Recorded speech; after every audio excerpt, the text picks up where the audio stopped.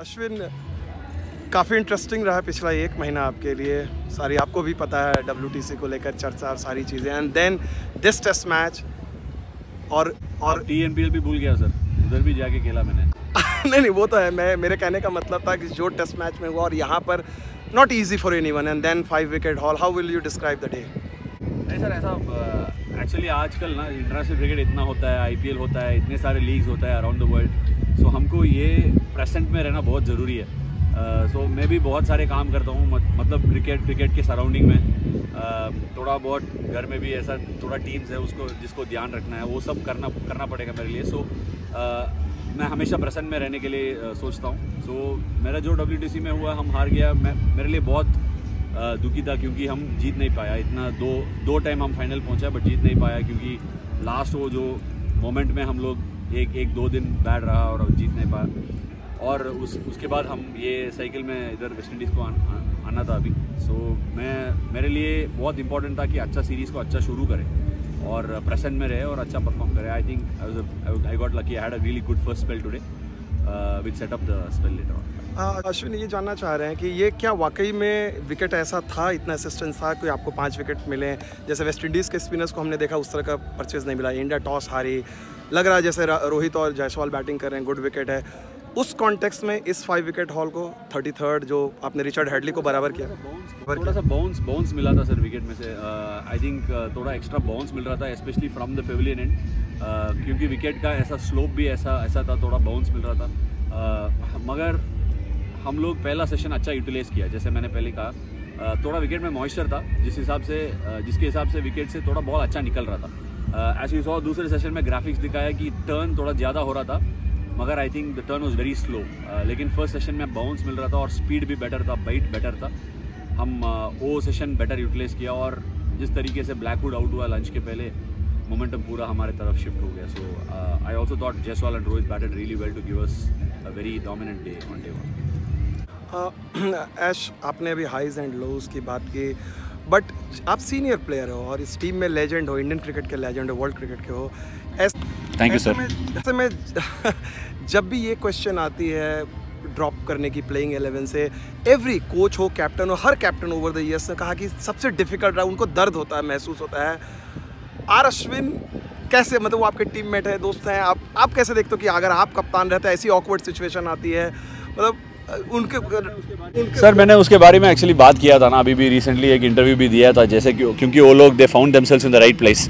TNPL में आ गया और ऐसे ही पूछ लिया, हम बातचीत करने लगा और ऐसे ही बोल दिया। But sir it's very tough as a cricketer when you have a shot at the WTC final to be sitting out. All that is fine. I mean, but what is the difference between me and another youngster or another person if I also end up sulking inside the dressing room? मेरे लिए इस बार WTC final के लिए गया ना हम लोग, I was mentally prepared खेलने के लिए। मैंने पूरा फिजिकल प्रिपरेशन किया और पूरा मेंटली प्रिपेयर किया, गेम के लिए प्लान किया, सब कुछ कर लिया, मगर I was also prepared to be not playing the game.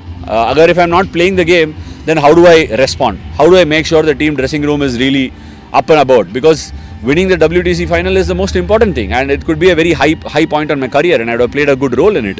It was just unfortunate it didn't pan out. The first day left us too much behind in the shed.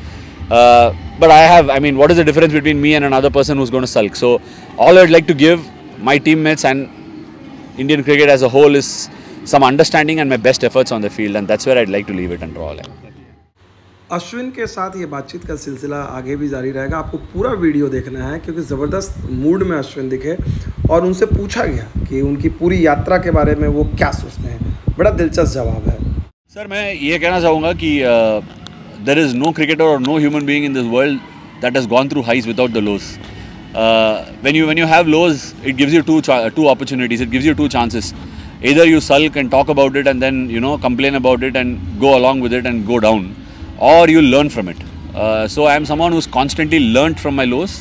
In fact, the best thing that will happen today after this good day that I've had is that I'll have a good meal, have a good conversation, talk to my family and then go to bed and forget about it. Because when you had a good day, you've had a good day, but there are areas you can work on and get better for tomorrow. So this constant search for excellence has held me in good stead all the time, but it's also been incredibly draining. It's not a journey that's easily. It's not a journey that's very easy. So for me, the journey has been draining, but I would like to say I'm very thankful for all the lows that's come by my way, because without the lows there are no highs in your life. Ravichandran Ashwin, West Indies आने से पहले अगर सबसे ज़्यादा किसी एक cricketer की चर्चा हुई थी तो वो अश्विन थे। जाहिर सी बात है, WTC फाइनल में जो हुआ, रोहित ने भी दर्द बयां किया था, अश्विन ने भी अपना दर्द बयां किया। आसान नहीं होता है, और ऐसे में अश्विन आते हैं इस मैदान पर। भारत टॉस हारता है, पहले दिन के पेस बैटिंग के लिए मददगार है, वहाँ पर वो 5 विकेट लेते हैं, और वो 5 विकेट अहम खिलाड़ियों के होते हैं, चाहे आप चंद्रपॉल की बात करें या फिर बाकी खिलाड़ियों की बात करें। और पूरी गेंदबाजी के दौरान 9वें ओवर में ही अश्विन इंट्रोड्यूस हो गए थे, और उसके बाद जिस तरह से उन्होंने हर स्पेल में गेंदबाजी की, 5 विकेट का उन्होंने 33वीं बार 33rd time in test cricket उन्होंने लिया, और ये मामूली अचीवमेंट नहीं है। अगर आप देखा जाए, Richard Hadlee, sir Richard Hadlee, New Zealand के जो महान तेज़ गेंदबाज ऑल टाइम ग्रेट्स हैं, उनके इतने पारी में 5 विकेट हैं, और हम जानते हैं कि अश्विन किस लेवल के खिलाड़ी हैं। ऐसे में जब अश्विन दिन का खेल खत्म होने के बाद आए तो निश्चित तौर पर बेहद संतुष्ट दिखे, बेहद सेटिस्फाइड थे, और फिर हमने उनसे जानने की कोशिश की। खुले, देखिए जिस तरह की गेंदबाजी वो करते हैं, खुल के गेंदबाजी करते हैं, उस तरह से वो बातें भी खुल के करते हैं। मॉडर्न इंडियन क्रिकेटर में अश्विन रेयरिटी है। उनसे कोई भी सवाल पूछिए, कुछ भी कहिए, आपको लगेगा कंट्रोवर्शियल है, स्ट्रेट जवाब देते हैं, इधर उधर दाएं बाएं टेढ़े रास्ते नहीं अपनाते हैं। तो आप खुद भी सुनिए अश्विन क्या कहते हैं। अश्विन ने जो बात की दिन का खेल खत्म होने के बाद आपके सामने। इतना तेज़ी में बोलना है क्या कि जर्नी कैसा रहा? नहीं सर, एक्चुअली मैं सच बोलना चाह रहा हूँ कि I started in 2011 as a test cricketer and 2010 as a one day cricketer. मेरे लिए actually when I look back at my career, मुझे लगता है कभी कभी इतना तेज़ कैसे निकला टाइम, और it's been literally 14 years on the go, and अगर IPL को भी इंक्लूड किया तो it's almost 15-16 year journey, and it's just gone like that. So all I would tell anybody is more than, like Rahul bhai always says, it's not about the wickets or the runs that you'll remember. The first time I met him as a coach, it's not about how many runs you make, how many wickets you take. You'll forget about all of them.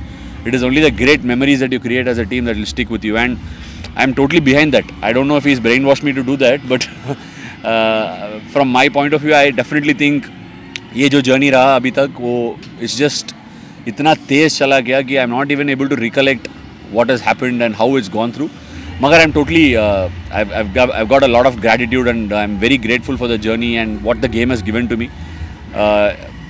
मुझे नहीं पता है कि कितना मेरे सामने कितना इतना ऐसा मोमेंट्स आएगा, मगर जितना भी मोमेंट्स मेरे पास आएगा और मैं खेलना चाहूँगा, वो पूरा एंजॉय करने के लिए कोशिश करूँगा सर, इतना ही है। जब कोविड के बाद हम क्रिकेट खेलने चालू किया ना, मैं ऐसा वादा किया मेरे से कि एंजॉय करना है अभी, जो भी हो रहा है, ड्रॉप हो रहा है, खेल रहा है या रिटायर हो रहा है, कुछ भी हो जाए, एंजॉय करना है।